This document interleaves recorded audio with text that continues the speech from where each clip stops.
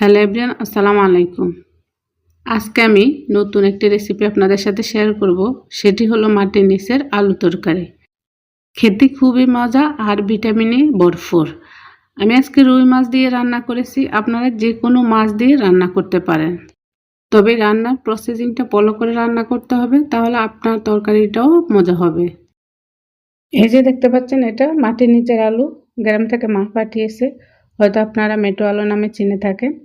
মায়ের হাতের নিজে লাগানো গাছের আলু। এটা সিদ্ধ হয় এবং রান্না করলে খুবই মজা হয়। যেহেতু মাটির নিচের আলু, মাটি ভরপুর ছিল, আমি আলুটাকে ধুয়ে তারপরে এরকম টুকরা করে চামড়াটা এখন ফেলে দেব। চামড়াটা ফেলে দিয়ে আমি মাংসের আলুর মতো গোল গোল করে কেটে নেব। আপনারা আপনাদের পছন্দ অনুযায়ী কেটে নেবেন। এই যে আমি এভাবে টুকরা করে নিতেছি। আমি সবটুকু আলু কেটে নিয়ে তারপরে ভালোভাবে ধুয়ে নেব। যেহেতু মাটির নিচের আলু, মাটি থাকতেই পারে, সেজন্য ভালোভাবে ধুয়ে নিতে হবে।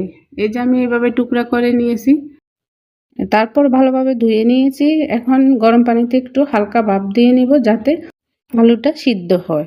আমি তরকারির জন্য এখানে 5 পিস রুই মাছ নিয়েছি, আর রুই মাছের একটা মাথা 2 পিস করে ভালোভাবে লবণ দিয়ে ধুয়ে পরিষ্কার করে লবণ আর হলুদ দিয়ে মেখে নিয়েছি।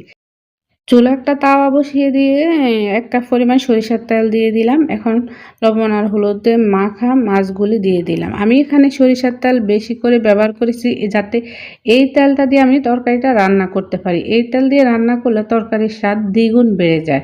এটা আপনাদের জন্য একটা টিপস। তারপরে এই যে 2টি পেঁয়াজ কুচি দিয়ে দিলাম। এখন একটু লবণ দিয়ে দেব, যাতে করে পেঁয়াজটা তাড়াতাড়ি নরম হয়। একটু নেড়ে ভেজে নিয়ে এখন দিয়ে দেব 1 চামচ রসুন বাটা। রসুন বাটা দিয়েও আমি আবারও একটু নেড়ে চেড়ে ভেজে নেব। আমরা কিন্তু কম বেশি সবাই রান্না করতে পারি, তারপরে এক একজনের হাতের রান্না এক এক রকম হয়ে থাকে। এখন পেঁয়াজটা ভেজে দিয়ে দিলাম 1 চামচ হলুদের গুঁড়া। একটু নেড়ে চেড়ে তারপরে দিয়ে দেব বাফিয়ে রাখা আলুর টুকরোগুলো। আলুর টুকরোগুলো দিয়ে একটা খুন্তির সাহায্যে নেড়ে চেড়ে ভেজে নেব। আলুটা তেলের মধ্যে ভাজলে তরকারিটা কিন্তু মজা হবে। এখন দিয়ে দেব 1 চামচ মরিচের গুঁড়া আর 1 চামচ জিরার গুঁড়া। আপনি ঝাল কেমন খেতে পছন্দ করেন সে পরিমাণে মরিচের গুঁড়া বাড়িয়ে দিবেন। এভাবে নেড়ে চেড়ে আরও কিছুক্ষণ আমি কষিয়ে নেব। চাইলে আপনারা 1 কাপ পরিমাণ পানি দিয়ে কষিয়ে নিতে পারেন। আমি এই পর্যায়ে পানি দিয়ে দিলাম 3 কাপ। একটু নেড়ে চেড়ে তারপরে আমি ফুটিয়ে নেব। যতক্ষণ পর্যন্ত আলুটা সিদ্ধ না হবে ততক্ষণ পর্যন্ত আমি রান্না করতে থাকব। এ পর্যায়ে দিয়ে দিলাম আমি 4-5টা কাঁচামরিচ গোটা।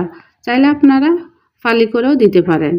এখন দিয়ে দেব ভেজে রাখা মাছের টুকরোগুলো। আমি মাছের টুকরোগুলো দিয়ে উল্টিয়ে পাল্টিয়ে আরও কিছুক্ষণ রান্না করে নেব।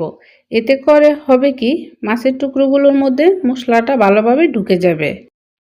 এখন একটা খুন্তির সাহায্যে আমি আলুটা কেটে দেখব যে আলুটা সিদ্ধ হয়েছে কিনা। আপনারা দেখতে পাচ্ছেন আলুটা সিদ্ধ হয়ে গিয়েছে।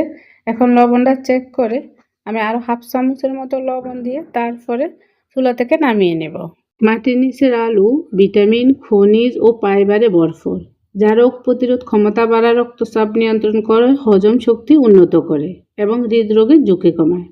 এতে থাকা পটাশিয়াম, ভিটামিন সি ও অ্যান্টিঅক্সিডেন্ট শরীরকে সুস্থ রাখতে গুরুত্বপূর্ণ ভূমিকা পালন করে। তবে যাদের ডায়াবেটিস তারা কম খেলে ভালো হয়।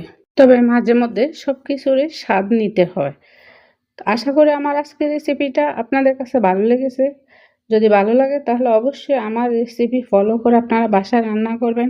সবাই ভালো থাকবেন। আল্লাহ হাফেজ।